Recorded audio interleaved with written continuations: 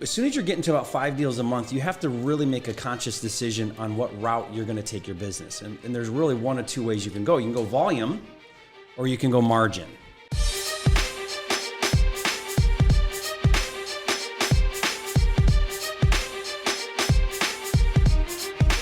So when we first got here, you were telling me a little bit about your background on some of the stuff, the hustle, the energy. You were flipping burnt out houses for $1,500 profits. But I think it resonates a lot with the listeners and with the people that want to better themselves. Yeah. Is that you don't start wholesaling your first house for $100,000, right? Yeah, that doesn't happen. I mean, it's a transition. It can happen, but right. So let's talk about that transition for a minute, if you don't mind. So can you walk us through your first, not segment of wholesaling, but that process where you went from here, where you were doing the $1,500 transactions and you were building a nice pipeline of business and it was a nice steady income, to today a little bit? You said you're still flipping some houses in the Detroit metro area. Mm-hmm. So give us a little insight into that. So I think for people that are getting in the business, as you start to get some consistency, right? You get that 1 to 3 deal flow going.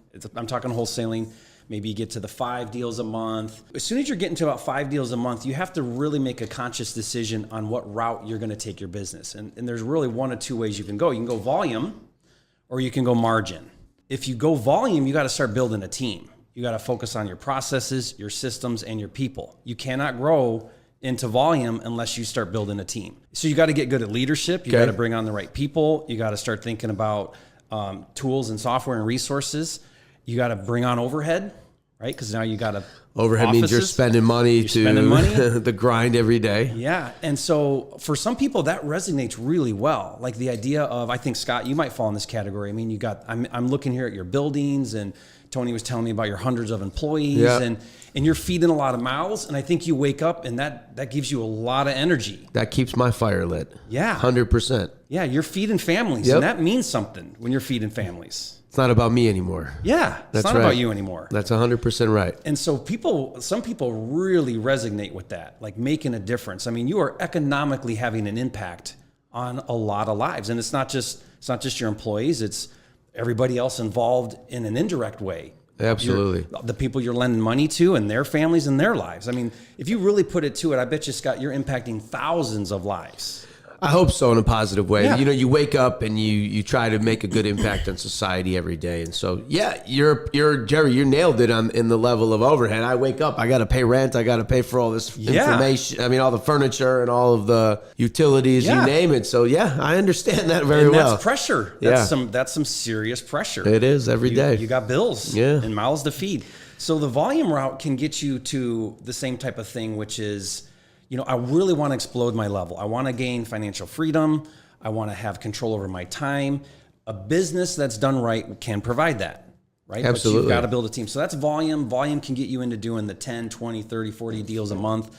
The HBHS guys, doing tons of deals. Heavy volume deals. Yeah. Now, I'm not convinced that necessarily gives you the biggest net profit.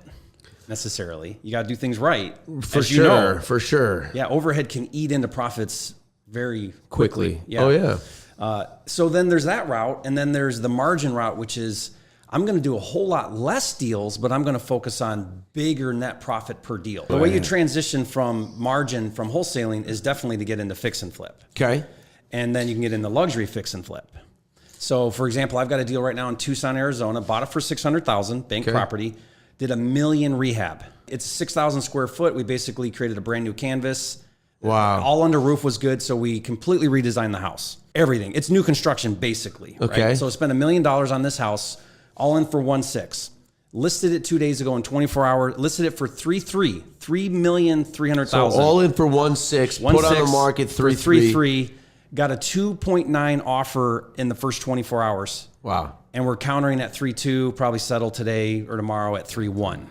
So 3.1. So do the math for me, because I might not be able to do the math. After commissions, after closing, after financing, it's a 1.1, maybe 1.2 profit. So net profit. I hope everyone's light bulb just went off, right? So Jerry made $1 million on a flip where he doubled down, where he could have probably wholesaled it for $50,000. Yeah. Oh yeah. Easily. Yeah. So yeah. maybe even more. And instead he said, I'm going to take the long profit. And so when we're talking about margin, there's ways in wholesaling to make larger margin and do less transactions. You naturally just moved into, well, but I also can make larger margin by doing the actual remodel, right? So here's the formula that I try to share with people. And there's a million ways to get there. But the way to get to $1 million a year, if someone's listening right now and they're like, I'd love to make $1 million a year. Here's the best, But just to me, the break it fastest down. way. $1 million a year in net income to you. So net profit. we're talking about net profit to you, the investor. Yes. Jerry's specifically discussing $1 million.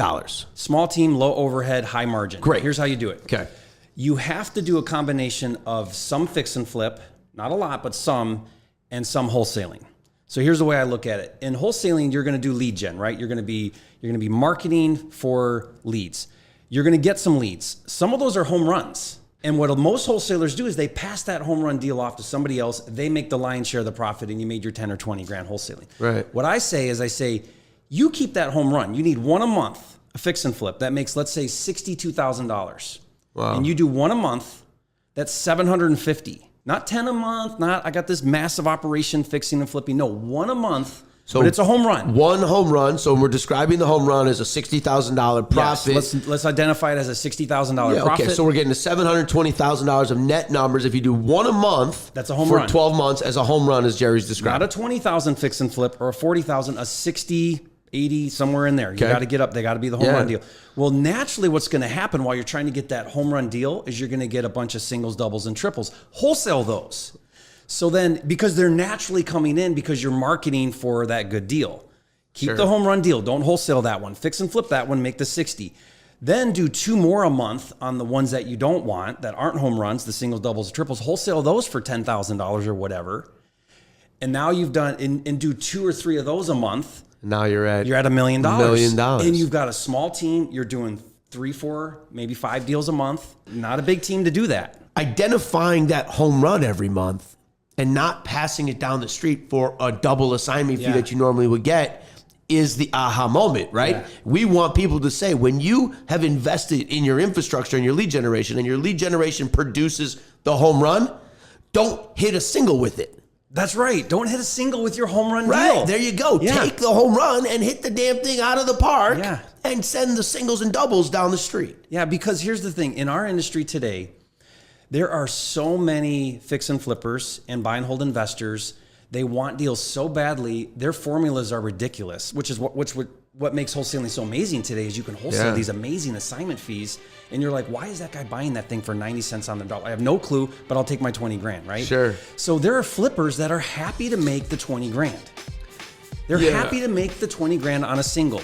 Pass that single off to him. But when that baby comes in and those numbers are netting out where you could keep it and you could get 100% funding doing hard money and private money, and you could make the 60, 70, 80 on that deal, I think you keep that deal.